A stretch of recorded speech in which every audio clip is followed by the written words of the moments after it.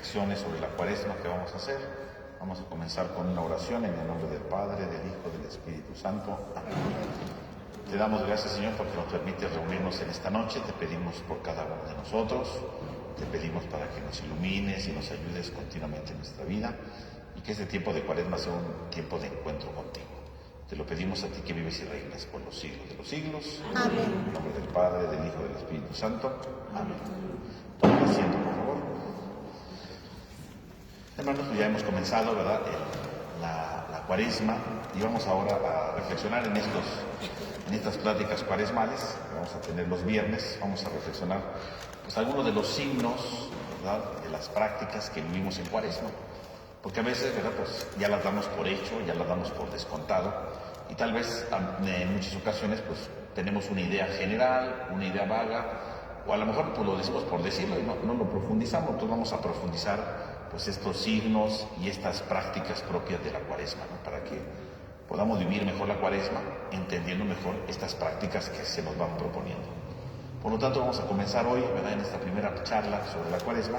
Vamos a comenzar hablando de un signo muy importante que es muy popular, ¿verdad?, pero que a veces no lo alcanzamos a entender bien, ¿no? Y es precisamente el signo de la ceniza. ¿Qué es la ceniza, no? El miércoles de ceniza comienza, ¿no?, con este signo de colocarnos ceniza en la frente, pero ¿qué significa la ceniza, no? ¿Para qué se coloca la ceniza? ¿Cuál es ese sentido, verdad, profundo, no?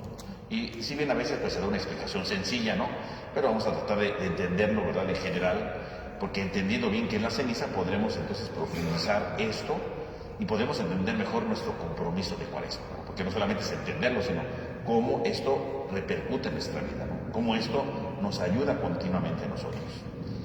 La palabra ceniza, ¿verdad?, como la tenemos hoy, ¿no?, viene de una palabra en latino, cinis, que quiere decir, sí, ceniza, pero viene también de algo que es incinerado, ¿no?, de algo que es quemado, ¿no? Eso significa cinis, ¿no? Entonces lo que es quemado, ¿no?, lo que es, ¿cómo se llama?, producto de una combustión con fuego, ¿no? Entonces eso es cinis, ¿no? Entonces cuando hablamos de ceniza, entonces estamos hablando precisamente de algo que ha sido quemado, ¿no?, de algo que ha sido destruido por el fuego, ¿no? Eso es precisamente la ceniza, ¿no? Y entonces la ceniza en general pues significa eso, ¿no?, su etimología, ¿no? Ahora bien, la palabra ceniza entonces refiere esto. Obviamente después va a tener un simbolismo mucho más profundo, ¿no? El símbolo de la ceniza la podemos encontrar precisamente en la Biblia, ¿no? En la Biblia podemos ver diferentes usos que se le da a la ceniza. Y si entendemos esos diferentes usos, vamos a entender entonces el valor que tiene la ceniza, ¿no?, para luego ver cuál es el valor que le está dando la liturgia, ¿no? Porque finalmente lo estamos celebrando como inicio de la Cuaresma, pero hay que saber, ¿verdad?, primero en la Biblia, qué nos dice la Biblia precisamente sobre la ceniza, ¿no? En primer lugar, la ceniza era usado a veces en ciertos rituales, ¿no?, para la purificación, ¿no? Por ejemplo, si leemos nosotros en nuestra Biblia, ¿no?, la carta a los Hebreos, ¿no?, la carta a los Hebreos, en el capítulo 9, carta a los Hebreos, capítulo 9, versículo del 13 al 14, ¿verdad?, dice ahí, dice: si la sangre de machos cabríos y de toros y la ceniza de una becerra santifican con su aspersión a los contaminados en orden a la purificación de la carne, cuánto más la sangre de Cristo, que es Espíritu eterno, se ofreció a sí mismo sin tacha a Dios, ha de purificar nuestras obras que están muertas y nuestra conciencia para rendirle un verdadero culto a Dios. Fíjense, aquí está hablando de un sacrificio. La sangre de machos cabríos y de toros, junto con la ceniza de una becerra, santifican su aspersión a los contaminados. Existió un sacrificio efectivamente en el Antiguo Testamento, ¿no?, en la que se soltaba la sangre, ¿no?, de los machos cabríos y le ponían la ceniza de otro animal, ¿verdad?, de una becerra, dice aquí, ¿verdad?, que había sido ya incinerada. ¿Por qué había sido incinerada? Porque cuando se hacían unos sacrificios, ¿verdad?, existía en la antigüedad un sacrificio que era el holocausto, ¿no?, que agarraban el animal y lo quemaban todo, ¿no? Nadie se podía quedar con nada de ese animal, todo lo consumía el fuego. Entonces, ¿qué es lo que quedaba de ahí? Ceniza. ¿Qué hacían con esa ceniza? La guardaban, porque había otros ritos como este, ¿verdad?, que mezclaban la sangre con la ceniza. ¿Y para qué mezclaban esta sangre con la ceniza? Pues porque esta ceniza significaba purificación. Y entonces fíjense cómo la ceniza tenía entonces un uso era como un rito, ¿verdad? Como un ritual, tenía como un ritual en la vida, ¿no? Tenía una capacidad de ser un rito para purificar. ¿Por qué purificaba la ceniza? Porque por un lado, pues sí, derramaban la sangre y luego le echaban la ceniza. La ceniza, decíamos, había sido de un animal que había sido consumido, y entonces como había sido consumido todo el animal, quedaba nada más la ceniza. Por lo tanto, ese ser consumido por el fuego representaba la purificación de ese animal. Significaba que ese animal era como si se lo hubiera comido Dios, ¿no?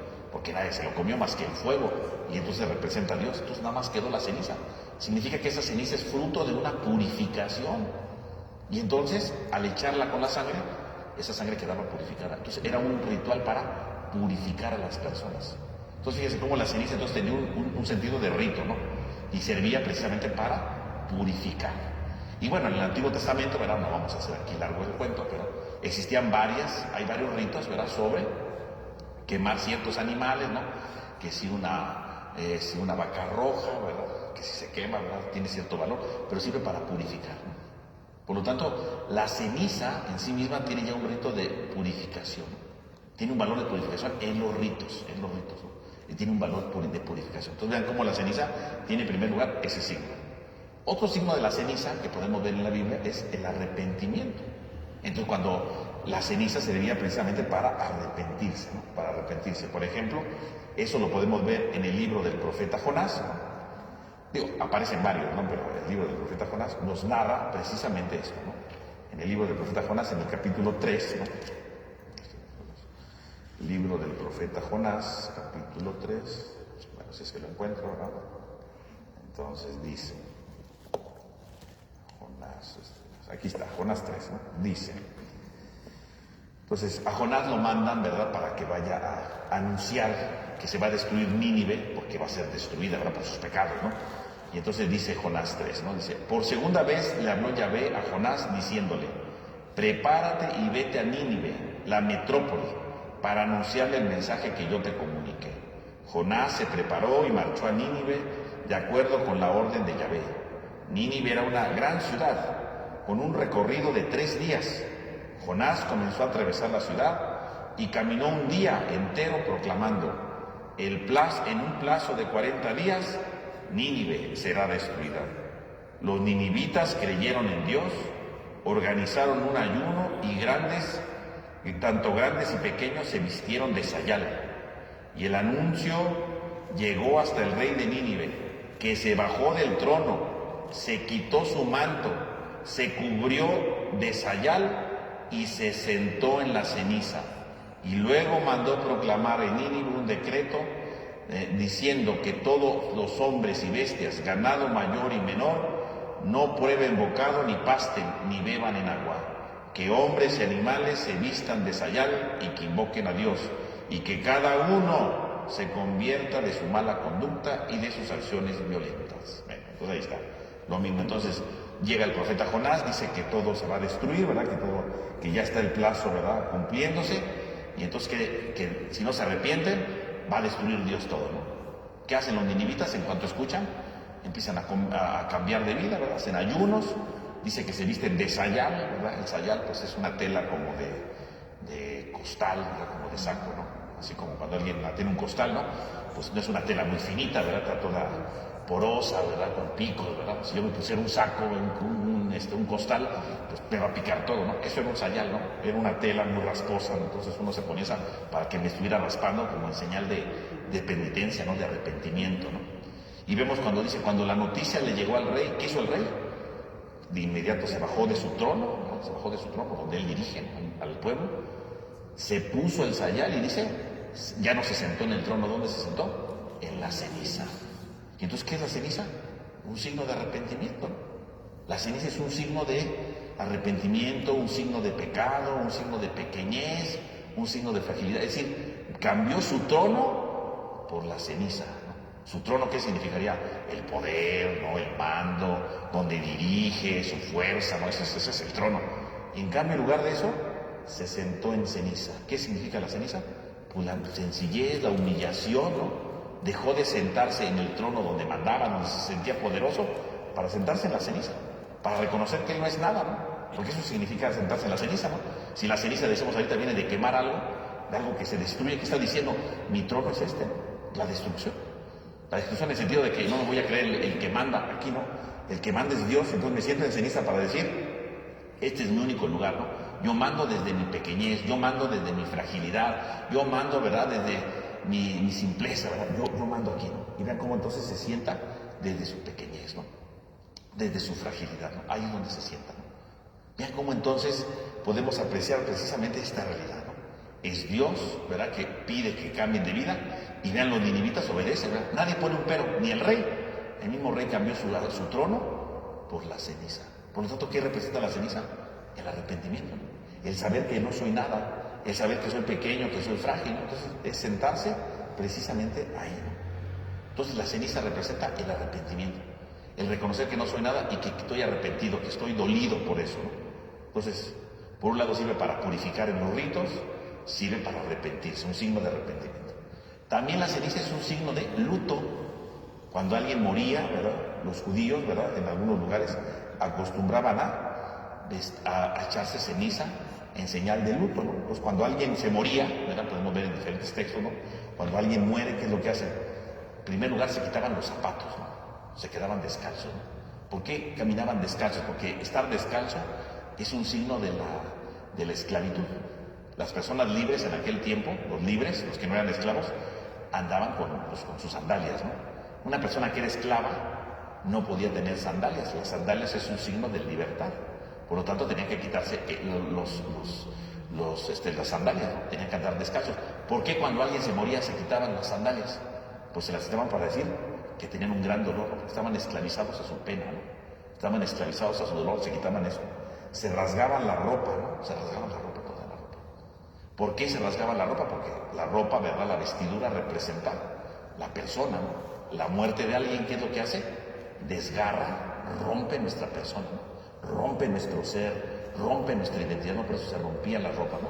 Se despeinaban, ¿verdad? Se despeinaban todo, ¿no? ¿Por qué se despeinaban? Porque el estar despeinado, pues es un signo, ¿verdad?, de descuido, ¿no?, de dolor, ¿no? Pues se despeinaban y se echaban ceniza. ¿Y entonces por qué se echaban ceniza? Porque la ceniza, ¿verdad?, representa, sí, el polvo, la caducidad, ¿no? El dolor. Entonces echarse ceniza era un signo de dolor, ¿no? Así como mi ropa se rompe, ¿no? Así como me siento esclavizado a mi dolor, me echo la ceniza para decir, estoy lleno de dolor, estoy bañado en dolor. Así acostumbraban, ¿verdad?, muchos de los hebreos y luego de los judíos para cuando hacían sus duelos. No todos los hacían, pero unos eran más discretos, pero había gente que sí hacía eso, ¿no? Y se echaban la ceniza en señal de dolor, ¿no?, en señal de luto, ¿no? Y entonces van haciendo todo eso, ¿no? Y obviamente lloraban, ¿no? Y van haciendo todo esto, ¿no? Entonces, esto era algo que tenían que hacer, ¿no? Entonces, por ejemplo, en el libro de Esther, ¿no?, en el libro de Esther, nos narra precisamente, una idea general de esto, ¿no? Dice el libro de Esther, ¿no?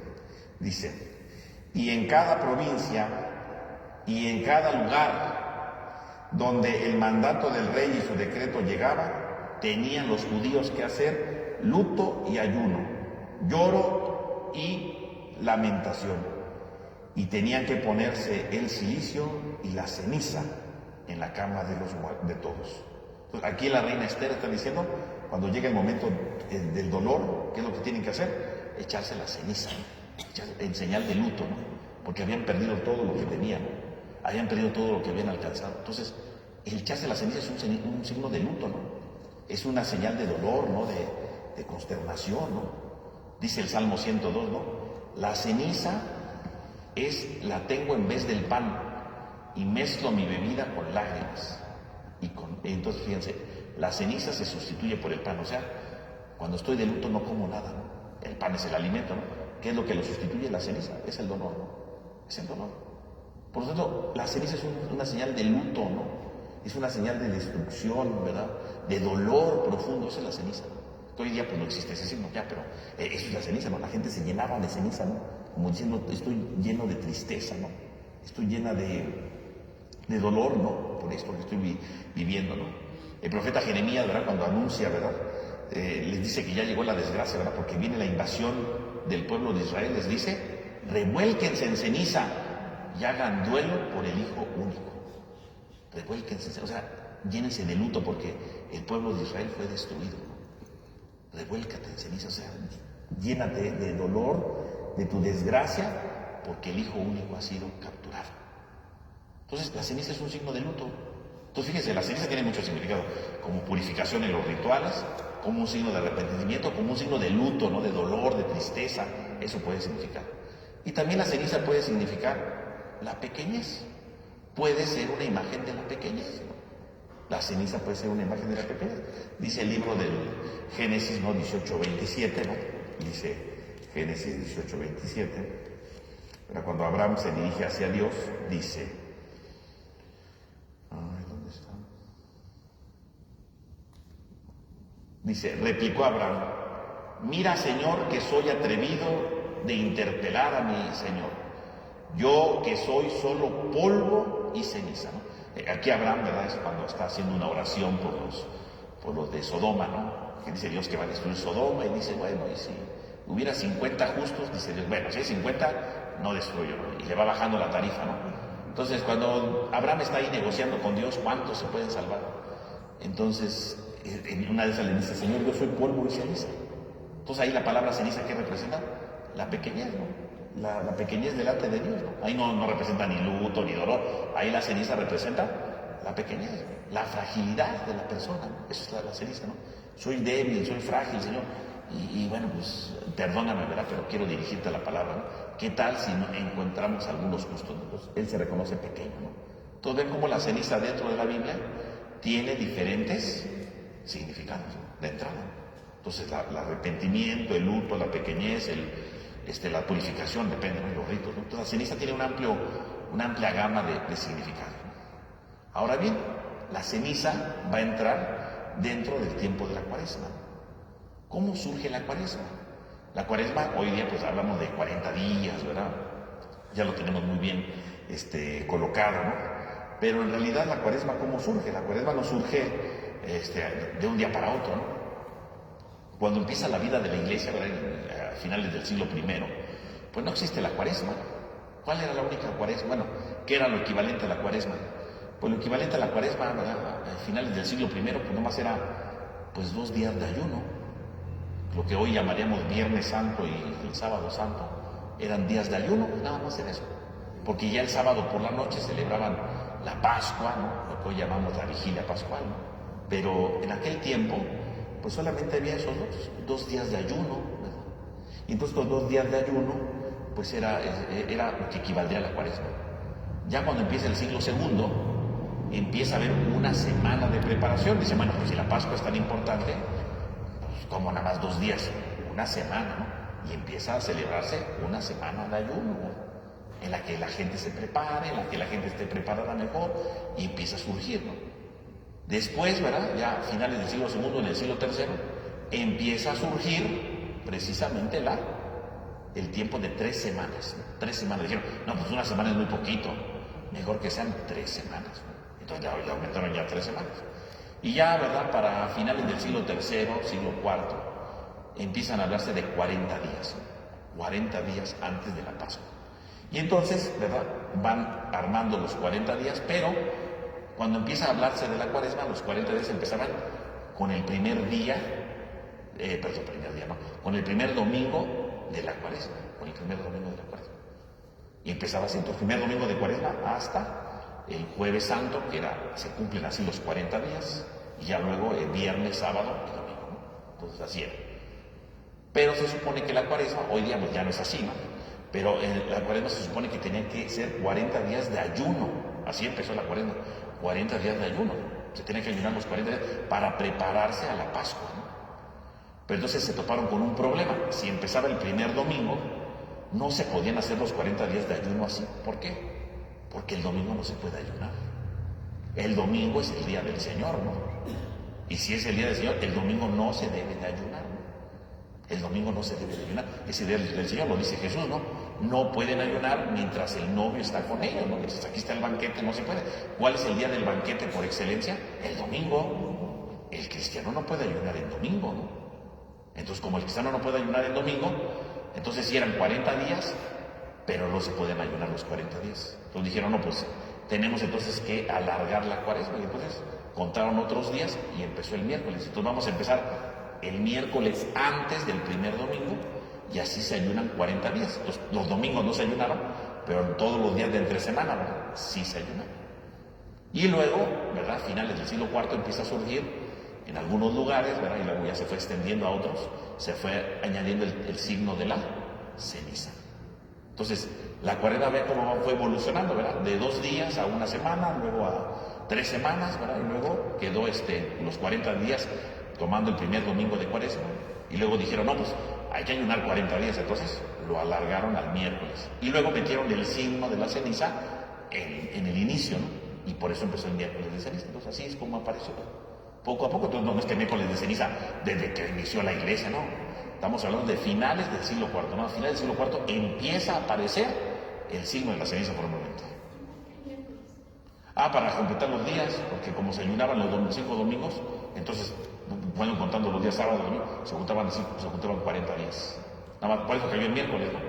Si hubiera sido más largo, hubiera sido un día más. Cayó el miércoles porque iban contando los días, ¿no?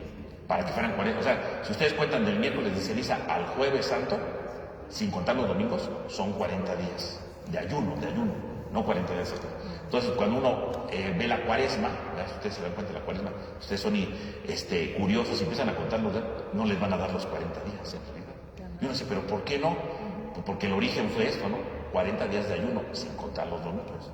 Entonces, bueno, se llama cuaresma, pero en realidad dura más de 40 días en el calendario. ¿Pero por qué dura más de 40 días? Porque en la antigüedad se ayunaba 40 días, pero los domingos no se puede. Pero si van contando los días sin los domingos, sí son 40 días. Esa es la razón. Por eso se aparece así. Entonces, ahí es como surgió todo, ¿no? Y entonces empieza a aparecer precisamente el miércoles de ceniza, a partir de ahí, ¿no? Y empieza a surgir esa práctica en el finales del siglo IV y poco a poco se va extendiendo en la iglesia. No vayan a creer que luego todas las iglesias, no. Poco a poco se fue extendiendo, ¿verdad? Esta práctica de la ceniza. Y ya después, ¿verdad? En el siglo VII, empezaron algunas exageraciones, ¿verdad? Porque dijeron, no, pero es que 40 días no es suficiente. Y entonces le aumentaron 50. Pero el miércoles de ceniza se quedaba, ese no lo movieron, ¿eh? Entonces le aumentaron 10 días más después de ceniza, ¿no? Bueno, antes de ceniza, perdón, ¿no? Y luego dijeron, 50 es muy poco, 60, ¿no? 60. Y luego hubo otro más que dijo, no, 60 es muy poco, 70 días, 70. Entonces eran 30 días, luego llegaba el miércoles de ceniza y luego ya la cuaresma, ¿no? Entonces la cuaresma, bueno, ya no se llamaba cuaresma, pues era cincuentena, sesentena, septentena, o sea, era una cosa enorme y así pasó, durante muchos siglos quedó así. Y entonces eran días antes de la ceniza, como preparación a la cuaresma, y ya luego era la cuaresma. Pero todos esos días eran de ayunos, ¿eh? O sea, no crean que era. Entonces, 70 días de ayuno, una cosa enorme, ¿no? Cuando viene ya en el siglo XX, ¿verdad? Se convoca el Concilio Vaticano II, ¿verdad? Entonces dicen, a ver, vamos a regresar al espíritu original de las cosas, ¿no? O sea, si se llama cuaresma, es por los 40 días, ¿no? Y además, el número 40 pues tiene un valor simbólico, aparece en la Biblia, las 40 días de Jesús en el desierto, los 40 días, ¿verdad?, de los ninivitas que hicieron penitencia, los 40 días que Moisés estuvo ahí con Dios, ¿verdad?, dice el libro del Deuteronomio en el capítulo 10, los 40 años en el desierto, o sea, el 40 tiene un valor más representativo que eso. Y además, cuando ya se estructuró todo, eran los 40 días.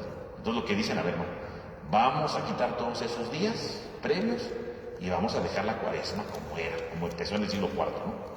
Porque así empezó todo, con los 40, porque tiene un valor simbólico, es bíblico. Los 70 días no es bíblico, ¿no? Eso es una exageración. Entonces quitaron aquellos días. Pues, hoy día ya no se celebra eso, ¿no? Ya no se celebra eso. Ya nada más quedó la cuaresma, ¿no?, como debe de ser, con su valor simbólico de la Biblia, ¿no? El 40 tiene un valor muy importante, entonces mejor le dejaron los 40, ¿no? Pero para que ustedes sepan cómo fue evolucionando la cuaresma, ¿no? Hasta llegó a haber 70 días, ¿no? Así, durante muchos siglos duró eso, ¿eh? Entonces, vean cómo todo esto va evolucionando, cómo esto se va transformando y va adquiriendo ese sentido, ¿no? Entonces, la ceniza, ¿no? Entonces, la ceniza es el miércoles, ¿no? Regresando a esto, entonces, la cuaresma va a comenzar el miércoles de ceniza, ¿no? Y este miércoles de ceniza, entonces, nos prepara precisamente para este tiempo como pórtico. Y entonces, ¿qué representa esta ceniza? Bueno, por un lado, si lo pensamos bien, ¿cómo empieza la cuaresma? Con la ceniza, decíamos, ¿no? ¿Cómo va a terminar la cuaresma? Con la vigilia pascual, ¿no? Bueno, pascual, con el misterio pascual, ¿no? La última cena, la muerte, ¿verdad?, en la cruz, y la resurrección en la vigilia, ¿no? ¿Cuáles son los signos de la vigilia? El fuego, ¿no?, el agua y la luz, ¿no? Esos son los signos. Entonces, lo que comienza con la ceniza debe terminar con el fuego, el agua y la luz. Entonces, en realidad son el signo introductorio de la ceniza, que es la pequeñez, la fragilidad, para terminar en el agua, que es la vida, en la luz, que es la vida, en el fuego, que es la vida. Fíjense cómo todo va unido, ¿verdad? Para terminar, empezar desde la ceniza, para resurgir en la luz, ¿no? Y en el agua, en una vida nueva, ¿no? Hay todo un avance, ¿no? Toda una transformación, ¿no? Esa es una idea muy importante. Ahora, ¿qué significa o cómo debemos de entender la ceniza ahora en el tiempo de la Cuaresma? Si lo pensamos bien, bueno, pues la misma liturgia pues nos da una pista muy importante, ¿no? Nos da una pista, por un lado, por ejemplo, el día del miércoles de ceniza, tenemos, por ejemplo, la primera lectura del libro del profeta Joel, habla de la ceniza, ¿verdad? Todavía es tiempo, arrepiéntanse, ¿no? Y habla de la conversión, del arrepentimiento, todas las cenizas como un signo de arrepentimiento. Pero yo creo que lo que nos puede ayudar más todavía son las frases que se utilizan para la ceniza, para la ceniza. Hay dos fórmulas, ¿verdad? Cuando la gente se forma, se pone la ceniza, ¿qué es lo que se dice? Conviértete y cree en el Evangelio. Eso es uno. Y la otra fórmula, acuérdate que polvo eres y en polvo te convertirás. Y estas son las dos frases que tendrían que ser la clave para entender bien la ceniza. El problema es que a veces nosotros pues no sabemos pues qué significan esas frases, ¿verdad? A veces las confundimos o pues ya nos las aprendimos, pero ¿qué significan esas frases? Esas frases son la base para entender qué es la ceniza, por qué me pongo la ceniza, ¿no? Entonces, primero que nada, por ejemplo, acuérdate que polvo eres y en polvo te convertirás. ¿Qué significa eso?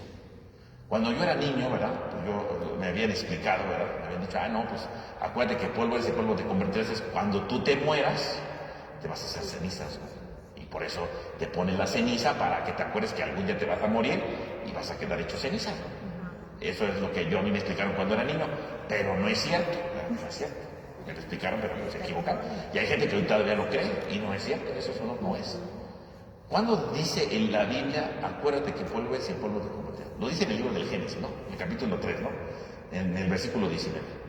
En el contexto del pecado, ¿no? Cuando Dios, ¿verdad?, le dice que no coman del fruto y entonces comen del fruto y entonces viene Dios, ¿por qué comiste del fruto? Y empiezan con la mujer, ¿verdad? Pues por haber comido, ¿verdad? Empieza a decirle, ¿verdad? Pues vas a tener dolores de parto, vas a tener eso. Empieza Dios a sentenciar, ¿no? Y luego ve al hombre, por haber escuchado la voz de tu mujer, ¿verdad? Trabajarás con el sudor de tu frente, ¿no? Y termina diciéndole Dios, porque polvo eres y en polvo te convertirás. Ahí es cuando le dice. Pero ¿por qué le dice Dios eso? Para entender eso hay que ver dónde empieza el tema del polvo. ¿Dónde empieza el tema del polvo? El tema del polvo empieza en el capítulo anterior. Si ustedes leen el capítulo del Génesis, ¿verdad? Génesis 2, versículo 7, ahí habla del polvo. Dice que Dios formó al hombre, ¿verdad? Que tomó al hombre del polvo de la tierra y lo modeló e insufló, ¿verdad? Sopló, ¿verdad? Sacó todo su aliento sobre ese polvo y el hombre fue un ser vivo. Y entonces, para entender eso de polvo eres y en polvo te convertirás, hay que entender el inicio, ¿no? ¿Qué es el polvo? ¿Qué es el polvo? ¿Por qué Dios crea al hombre del polvo? Entonces, cuando Dios forma al hombre, ¿verdad? Entonces dice, ¿el hombre de qué está hecho? De polvo y de aliento, ¿no? Dos cosas, ¿no? ¿Qué es el polvo? El polvo pues se refiere a la fragilidad, ¿no? Se refiere al fracaso, ¿no? Se refiere a la debilidad del hombre. Eso es el polvo. Cuando dice que Dios formó al hombre del polvo, ¿qué está diciendo? El hombre es débil, ¿no? El hombre es débil, el hombre fracasa, el hombre tiene errores, el hombre tiene límites, el hombre se equivoca, el ser humano, ese es el hombre, polvo, eso somos nosotros, polvo. Pero no nada más somos polvo, tomó el polvo y luego insufló su aliento, ¿no? ¿Y qué es el aliento? El aliento es la fuerza de Dios, ¿no? Y entonces, quiere decir que si soy polvo, pero también tengo el aliento de Dios. ¿Y qué significa el aliento de Dios? El aliento de Dios es la grandeza del hombre, ¿no? La capacidad de triunfo, ¿no? La capacidad de logros, ¿verdad? La capacidad de levantarme, la capacidad de ser mejor, la capacidad de ser nuevo, ¿no? La capacidad de ser alguien distinto, ¿no? De levantarme de mis errores, de tener éxito, de tener logros. Ese es el espíritu, ¿no? El aliento, ¿no? Fíjense cómo entonces dice, era el polvo de la tierra, insufló su aliento y fue un ser viviente. ¿Cuándo se convierte en un ser viviente? cuando hay un equilibrio entre el polvo y el aliento de Dios. Y eso somos nosotros, si lo piensan bien, somos eso. Somos polvo porque a veces nos equivocamos, a veces la regamos, a veces nos enojamos, ¿verdad? Somos débiles, pero somos aliento. ¿Por qué? Porque tenemos grandes logros, nos podemos levantar a pesar de nuestros errores, podemos transformar nuestra vida, podemos mejorar muchos aspectos. Un equilibrio, eso somos nosotros. ¿Cuál es el problema del hombre? Cuando le da más valor a uno que a otro, ¿no? Hay gente que le da más valor al polvo, ¿no? Y es gente que toda la vida vive deprimida, toda la vida dice que su vida no vale la pena, toda la vida anda cabizbajo, anda deprimido, o yo qué sé, ¿verdad? Esa persona es polvo. Y no somos polvo, somos aliento, ¿no? Pero hay gente que le da más valor al aliento, ¿no? Y es la gente bien presumida, ¿verdad? Que, ay, yo soy lo último, yo soy lo mejor, ¿verdad? Si no fuera por mí, todos se morirían, ¿verdad? Gracias a que yo existo, ustedes viven. Bueno, entonces, son monstruos presumidísimos, ¿verdad? O sea, es una cosa terrible. Pero un ser viviente, según la Biblia, es un equilibrio entre el polvo y el aliento. Cuando le doy mucho peso al aliento, bueno, son monstruos presumidos. Cuando le doy mucho peso al polvo, pues son monstruos deprimidos, ¿verdad? Viven siempre tristes, ¿no? Pobrecillos, ¿no? Pero el ser viviente, el ser humano, tiene que ser un equilibrio entre los dos.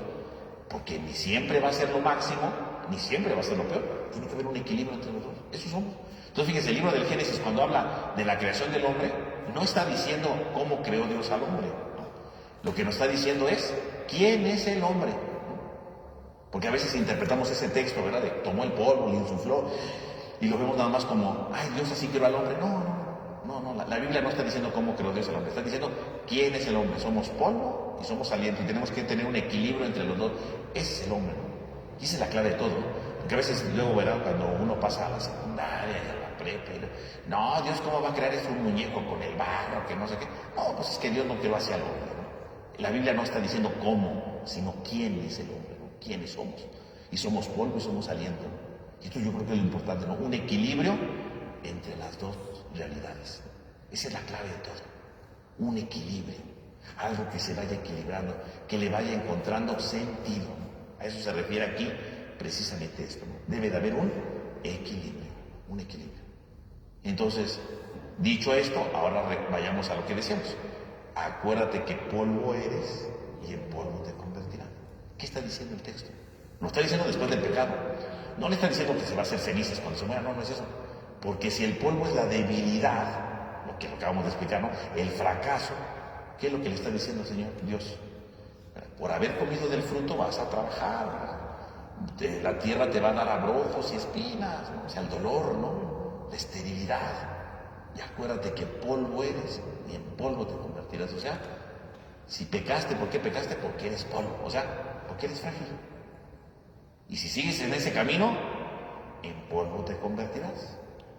Porque estás dejando de lado tu aliento, estás dejando de lado tu grandeza, estás dejando de lado tu fuerza. Eres polvo y en polvo te convertirás. Pues, ¿qué está diciéndole Dios ahí? Si sigues por este camino escuchando la voz de la serpiente en lugar de estar escuchando mi voz, eres polvo, de puro polvo. Y si sigues escuchando la voz de la serpiente, en polvo te convertirás. O sea, siempre vas a ser un fracaso, siempre te vas a equivocar, siempre vas a cerrar el camino en la vida, siempre. Acuérdate que polvo eres y en polvo te convertirás. Acuérdate que eres frágil, acuérdate que eres débil. Y si sigues por el camino, ¿verdad? Por el mal camino, escuchando otras voces que no son las de Dios, en polvo te vas a convertir. Es lo que está diciendo el Dios, ¿no? Entonces está llevando, ¿verdad?, a la experiencia final de todo, ¿no? Polvo eres, porque así lo creó del polvo, pero si sigues por este camino, en polvo te convertirás. Entonces, ¿qué significa que tomamos la ceniza y nos dicen, acuérdate que polvo eres, en polvo te convertirás? Acuérdate que eres pequeño, acuérdate que eres frágil, acuérdate que te equivocas, acuérdate que eres débil, acuérdate que fallas muchas veces. Y si no escuchas a Dios, vas a quedar fracasado. Y si no escuchas a Dios, vas a quedar debilitado. Y si escuchas, ¿verdad? Y si no escuchas a Dios, vas a quedar reducido a tu fracaso, ¿no? Entonces no nos referimos al polvo de cuando nos vayamos a morir, ¿no? Se refiere a qué? A nuestro fracaso. O sea, en el fondo el que toma ceniza, ¿qué está diciendo? Vengo a tomar ceniza porque reconozco que soy polvo. porque reconozco que soy débil, porque reconozco que muchas veces me equivoco, porque reconozco que muchas veces, ¿verdad? Voy por un camino que no debería, por un camino equivocado, reconozco que soy polvo, reconozco que soy frágil. Pero si vengo a tomar ceniza es porque quiero confiar en Dios. Y si no confío en Dios, en polvo me convertiré. ¿Por qué? Porque el pecado ¿dónde nos lleva? Al polvo, a la fragilidad, a la debilidad, ¿verdad? A la destrucción, ¿no? Eso tomamos ceniza. Entonces, ¿a qué viene alguien a tomar ceniza, se supone? Pues primero que nada a reconocer que somos polvo. Primero que nada a reconocer que somos frágiles, a reconocer que nos equivocamos, a reconocer que tenemos errores. Eso venimos a decirle a Dios. Todo el que viene aquí se forma y toma ceniza, ¿qué están diciéndole a Dios? Soy polvo, soy débil, me equivoco, Señor. Pero vengo aquí, ¿por qué? Porque quiero confiar en ti, ¿no? Pero si no confío en ti, en polvo me convertiré.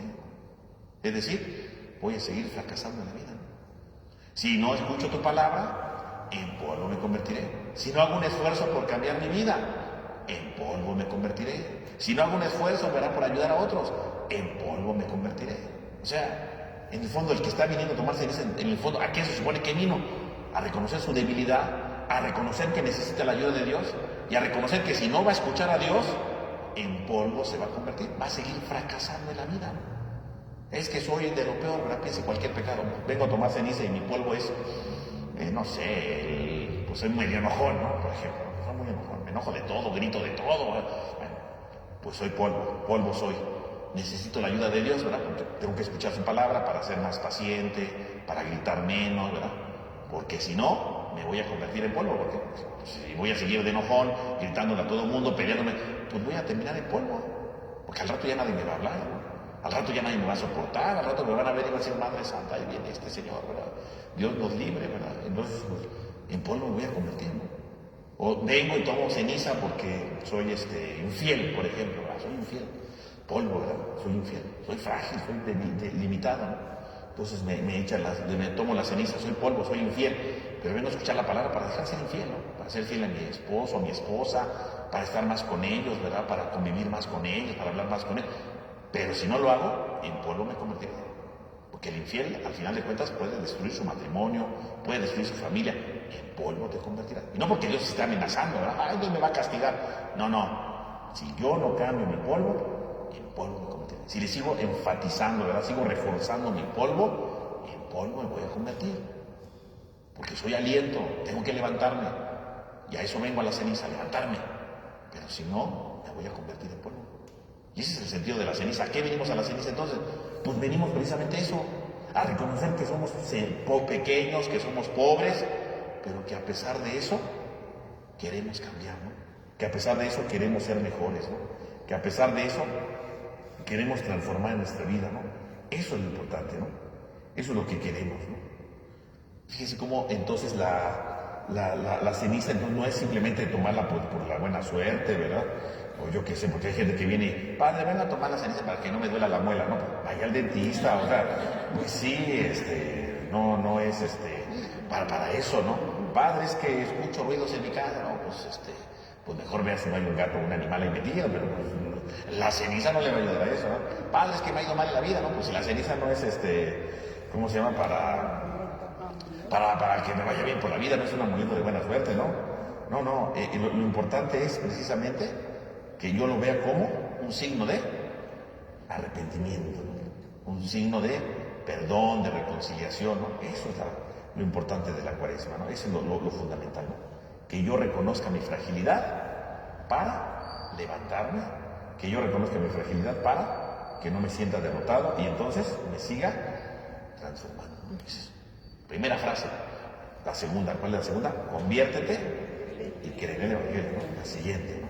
Conviértete y cree en el Evangelio. Y entonces ahí va más, ¿no? ¿Qué significa eso? Estas palabras, ¿de dónde las tomamos? Pues del Evangelio de San Marcos, ¿no? Marcos 1.15, ¿no? Marcos 1.15. Ahí dice, ¿no? Jesús empieza, ¿verdad? Regresa del desierto y dice, el tiempo se ha cumplido, el reino de Dios se ha hecho cercano. Conviértanse y crean en el Evangelio. Y entonces Jesús está anunciando esto. Estas, de hecho, son las primeras palabras de Jesús en el Evangelio de Marcos, ¿no? Entonces, ya llegó el tiempo, ya llegó el reino. ¿Qué nos toca a nosotros si ya llegó el reino? ¿Qué nos toca a nosotros? Convertirnos y creer en el Evangelio. Entonces, ¿qué significa convertirse, no? La palabra conversión, pues a veces, ¿verdad? Nosotros lo vemos como, pues solamente como un mero cambio de vida, pero no es solamente eso, ¿no? Porque convertirse, ¿verdad? Convertirse es algo mucho más profundo, ¿no? Convertirse es un cambio no de vida, es un cambio de mentalidad, ¿no? Es de la mente, ¿no? La palabra conversión, digo, en español no suena, ¿no? Pero la palabra con la que aparece en el Evangelio, ¿no? De Marcos, que está en griego, ¿no? Metanoia, meta, quiere decir más allá, ¿no? Metano, quiere decir más allá. Y noia viene de nous, mente, ¿no? Entonces, metanoia significa ir más allá de nuestra mente, ¿no? Más allá de nuestra mentalidad. Entonces, la conversión no es un cambio de vida, la conversión es un cambio de mentalidad, es un cambio de perspectiva, de conocer cosas, ¿no? Esa es la metanoia, ¿no? Un cambio de vida, un cambio de conocer cosas, ¿no? Un cambio de transformar corazones. Esa es la metanoia, ¿no? Un cambio de vida. Entonces, la conversión entonces no es solamente que yo cambie de vida, no, sino que cambie mi manera de pensar. Si yo cambio mi manera de pensar, por añadidura, ¿qué va a pasar? Voy a cambiar mi manera de vivir, ¿no? Porque a veces hay gente que quiere cambiar su manera de vivir, pero no cambia su manera de pensar. Entonces, por un tiempo, pues sí cambia, ¿no? Pero, pues al rato, como su mente sigue siendo la misma, sigue teniendo los mismos criterios, sigue pensando las mismas cosas, pues su vida vuelve a regresar a lo mismo, ¿no? Es como cuando alguien me dice, voy a dejar de tomar, ¿no? Ah, bueno, pues qué bueno, ¿no? Va a cambiar de vida, ya no va a tomar. Sí, pero el problema no es que deje de tomar. Entonces, por ejemplo, deja de tomar, pero todos los días está pensando, ay, ¿verdad? Vine a jurar, ¿verdad? Vengo a jurar 6 meses sin tomar. Ah, muy bien. Pero durante esos 6 meses, no es que simplemente diga no tomo y ya. Durante esos 6 meses se vive arrepintiendo porque vino a hacer el juramento. Dice, ay, ¿para qué juré por 6 meses? Hubiera sido 5, ¿no? Ahí está así, ¿no? Bueno, su mente no ha cambiado, ¿no? Sí, cierto, no está tomando, pero ¿de qué sirve si está pensando que eso? Y me estaban llevando los días, ¿no? Ay, ya falta un menos. Cada día que amanezco es un día más para la bebedera. Bueno, ahí va, ¿no? Pero no cambia su mentalidad, ¿no? Sigue siendo la misma mentalidad. Cambió, sí, exteriormente cambió porque no está tomando, pero, ¿verdad? No deja de pensar en eso, ¿no? O hay quien viene a pedir permiso, ¿no?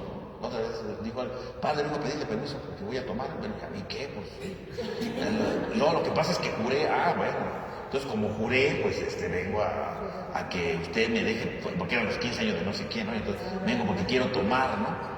Digo, entonces lo que usted quiere es un amparo, ¿no? Para que hoy usted pueda tomar, ¿no? Bueno, pues sí, pero a lo que voy es, a ver, pues, ¿qué significa? A ver, si yo prometí que no voy a tomar en 6 meses, ¿no? Y hoy vengo a pedir permiso, significa que sigo pensando en tomar, ¿no? No cambiamos de mentalidad, ¿no? No cambio de mentalidad.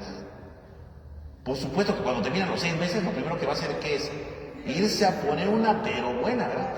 Para desquitarse. O sea, lo que en 6 meses, ¿verdad?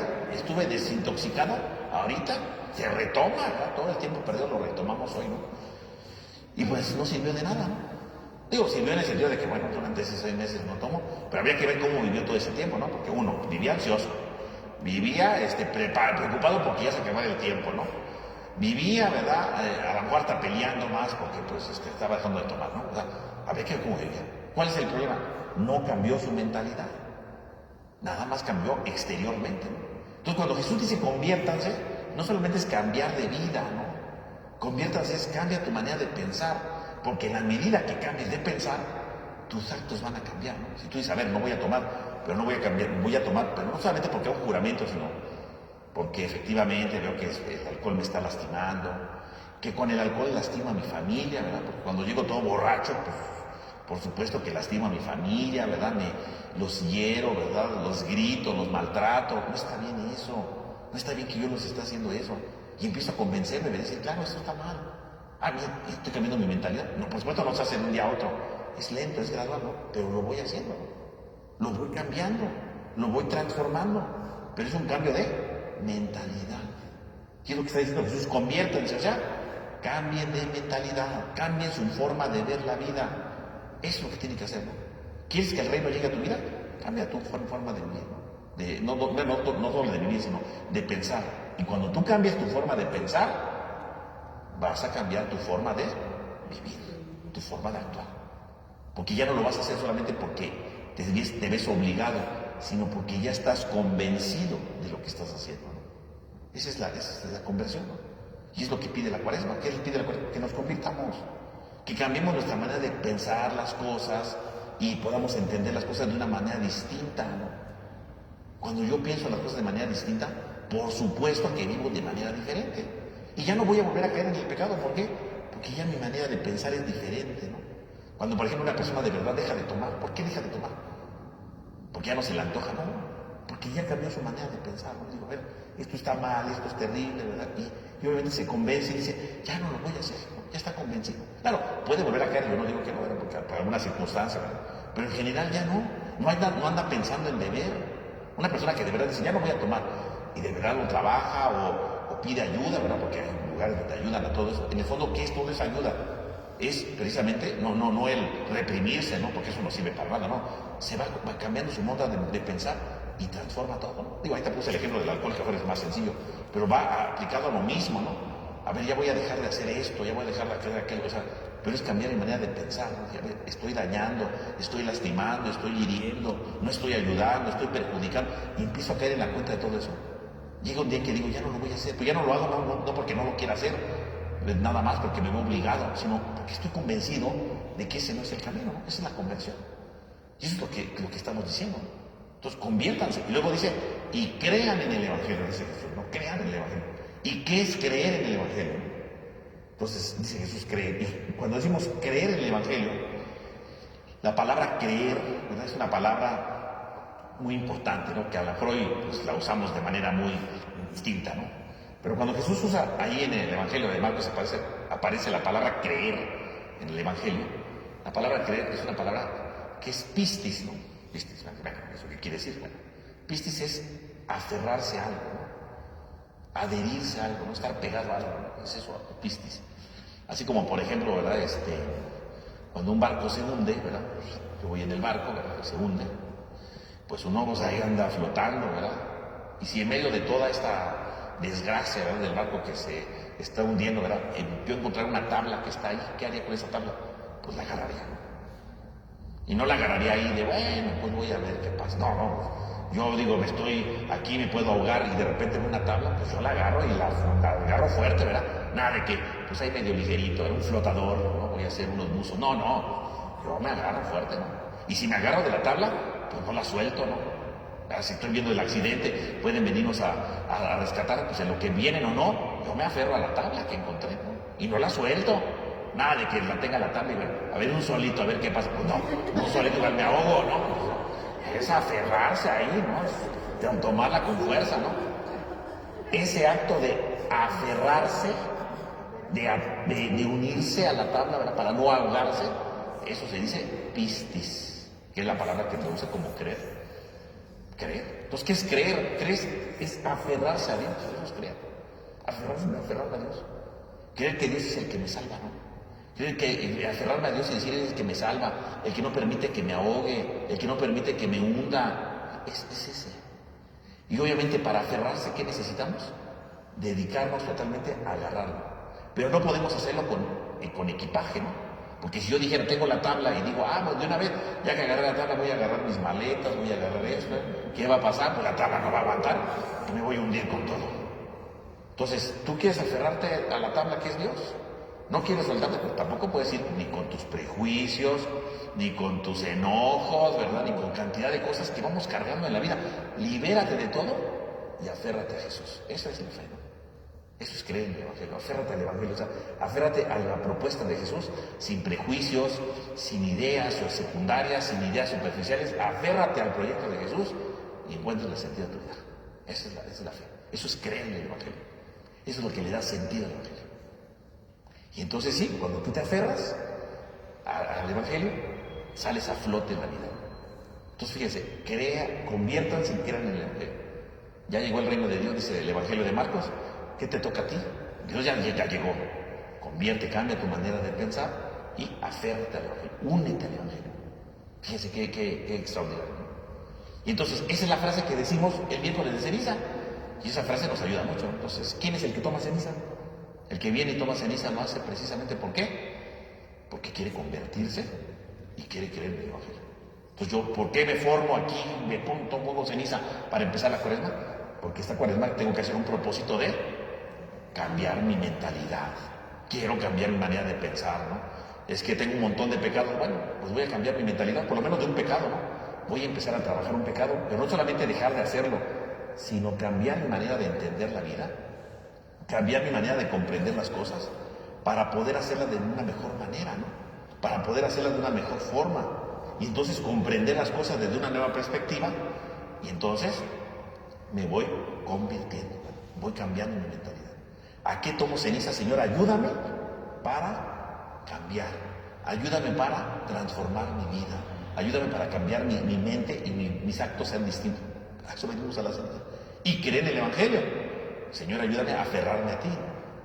Porque habría que pensar, todos los que venimos a tomar ceniza ese día, ¿a qué estamos aferrados, no?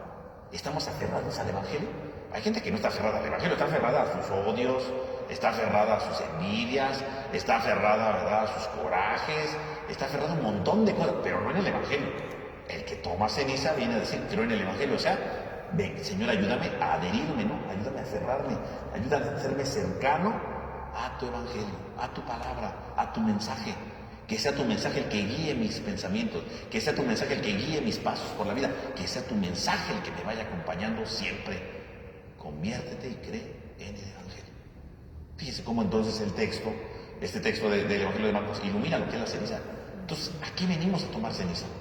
Venimos entonces a reconocer que somos polvo, ¿no? Y que si no escuchamos la palabra de Jesús, vamos a quedar en polvo, un fracaso. Porque estamos echando a perder nuestra vida. O bien venimos a tomar ceniza para decirle, Señor, ayúdame a convertirme, a cambiar mi manera de pensar y a aferrarme a tu Evangelio, a aferrarme a tu propuesta de vida y no a las propuestas que yo quiero, sino realmente la propuesta que tú quieres para mí y para los míos, ¿no? Eso es lo importante, ¿no? Ese es ¿cómo se llama? El mensaje de la ceniza, ¿no? Fíjense cómo entonces la ceniza entonces no solamente es entonces venir por la buena suerte, por la práctica, no, la ceniza es algo mucho más profundo, ¿no? Que nos debe de invitar a eso, ¿no? Que nos debe invitar a reconocer nuestra vida, nuestra fragilidad y nuestro cambio de mentalidad y sobre todo adhiriéndonos, uniéndonos al proyecto del Evangelio. Esa es la propuesta, ¿no? Entonces la ceniza tiene un significado mucho mayor, ¿no? Y ese tendría que ser el sentido de todo, ¿no? Por lo tanto, bueno, pues esta es la invitación, ¿verdad?, que se nos da cuando comienza la cuaresma. Ese es el punto de partida, ¿no? Reconozco mi fragilidad, reconozco mi polvo, pero reconozco que necesito de Jesús para cambiar mi mentalidad y creerla, adherirme a su Evangelio. Esa es la propuesta, ¿no? Y es lo que estamos invitados cada uno de nosotros, ¿no? Ese es lo fundamental, ¿no? Obviamente estamos en la cuaresma, pues no nada más es que así empezó la cuaresma, pero es todo el camino de la cuaresma, ¿no? Tenemos que seguir evaluando. Y yo sí estoy convirtiéndome, o sea, sí estoy cambiando mi mentalidad. Yo sí estoy creyendo, o sea, estoy adhiriéndome, ¿verdad?, uniéndome cada vez más al Evangelio. Yo sí estoy reconociendo mi polvo y quiero levantarme de ese polvo, o sigo en el polvo, ¿no? Los 40 días tendría que hacer todo un examen de conciencia de cómo va nuestro polvo, de cómo va nuestro cambio de mentalidad, de cómo va nuestra adhesión, nuestra unión al Evangelio. Todo eso es lo que tendremos que estar haciendo precisamente durante la cuaresma, ¿no? Durante ese tiempo, ¿no? Bueno, entonces ahí tenemos entonces la invitación que se nos hace precisamente para esto, para reconocer estas acciones en nuestra vida, ¿no? Y así empezamos la cuaresma. Yo creo que ese es el punto de partida para irlo entendiendo, ¿no? Para irlo comprendiendo en cada uno de nosotros, ¿no? Bien. ¿Alguna duda, pregunta que quede de todo esto? Sí. Por ejemplo, cuando uno habla de evangelio, ¿qué se debe entender por evangelio? Evangelio es la predicación de Jesús, el proyecto de Jesús. Sí. Por ejemplo, si yo por ejemplo tengo una falta de fe, ese sería, por ejemplo, ¿cómo se llama? Buscar adherirme, por ejemplo, a Dios. Sí, tener una falta de fe, ¿qué sería? Cuando yo no estoy unida totalmente a Dios. Pero, por ejemplo, yo he entendido, por ejemplo, que la fe es confiar en Dios. Por ejemplo, yo creo en Dios, o sea, sé que Dios está. ¿Pero qué es confiar? Adherirse, ¿no? Digo, siguiendo la palabra griega, ¿no? Siguiendo la palabra griega. Es que esa parte es la que se me hace un poquito más, por ejemplo, cuando usted dice adherirse, o sea, yo leo la Biblia, pero me resuena Claro, pero la práctica es ese adherirse, ¿no? En la medida que yo lo voy poniendo en práctica es que me estoy adhiriendo, estoy uniéndolo, ¿no? Porque forma parte de mi vida.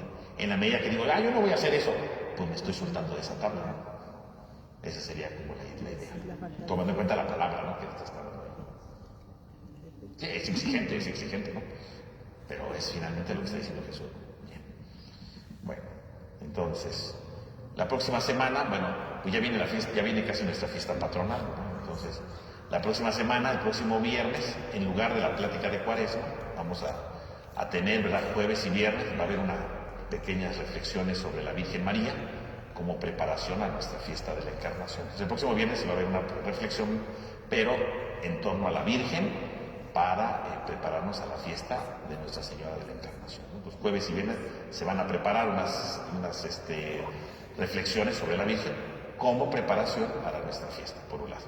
Y ya dentro de 15 días seguimos con nuestra segunda charla cuaresmal, nuestra segunda plática cuaresmal, que vamos a hablar sobre el ayuno. ¿Qué entendemos por el ayuno? Porque a veces pues medio lo entendemos, medio sabemos, ¿verdad? Medio digo yo alguna cosa, pero vamos a tratarlo de explicar bien, ¿no? Para comprender verdaderamente el sentido del ayuno, ¿no? Entonces, dentro de 15 días, todas las 2 semanas sí va a haber, pero va a ser en torno a la Virgen, ¿verdad? Porque pues estamos en esta preparación para nuestra fiesta patronal, ¿no? Entonces, jueves y viernes van a ser las reflexiones. El sábado incluso, ¿verdad? Sábado vamos a tener a las 6 de la tarde el rezo del Rosario en honor a la Virgen de la Encarnación, y ya luego el 25, bueno, pues la fiesta de la Virgen, ¿no? Entonces, para que lo tomemos en cuenta. Entonces vamos a concluir, ¿verdad? Haciendo una oración en el nombre del Padre, del Hijo, del Espíritu Santo. Amén. Te damos gracias, Señor, porque nos permite reunirnos en esta noche. Te pedimos por cada uno de nosotros para que nos ilumines, para que nos ayudes, y para que, reconociendo el grande valor de la ceniza, el grande compromiso, nos ayudes también a nosotros a que esa ceniza no se quede solamente en un signo exterior, sino en un compromiso de reconocer quiénes somos y quiénes debemos de ser a la luz de tu Evangelio, cambiando nuestro modo de pensar. Te lo pedimos a ti, que vives y reinas por los siglos de los siglos. Amén. En el nombre del Padre, del Hijo y del Espíritu Santo. Amén. Pues que tengan todos ustedes una buena noche y que descansen. Muchas gracias.